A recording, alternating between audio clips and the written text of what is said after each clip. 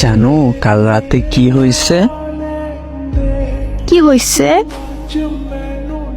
একটা ডানা কাটা পরী এসেছিল আমার কাছে।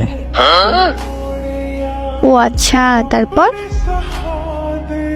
আহ কি সুন্দর, একেবারে রূপকথার মতো। পরীটা একা আসছিল তাই না?